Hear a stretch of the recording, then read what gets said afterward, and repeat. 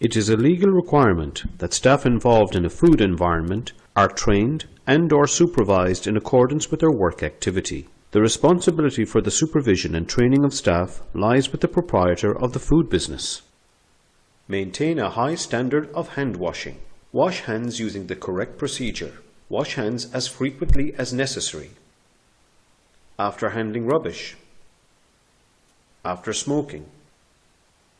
After coughing, sneezing, using a handkerchief, blowing the nose, touching the skin, hair or face. Demonstrate correct hygienic practice if suffering from ailments and illnesses that may affect food safety.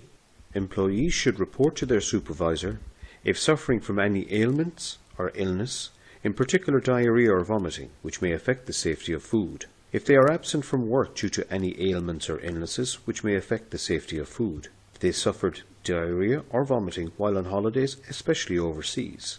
Step 5. Avoid unhygienic practices in a food operation. Never chew gum or consume food in a food operation. Never spit or pick nose in a food operation. Never cough or sneeze over food. Never taste food with fingers. Never handle food after touching your face, nose or head. 3. Demonstrate an understanding of cross-contamination and the hygiene practice necessary to prevent it. The employee demonstrates this by explaining what cross-contamination is and how it can occur.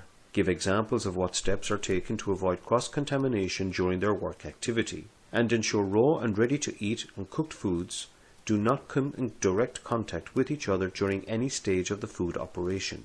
They use separate storage preparation surfaces and equipment for raw and ready-to-eat cooked foods, and the correct use of color-coding system to avoid cross-contamination.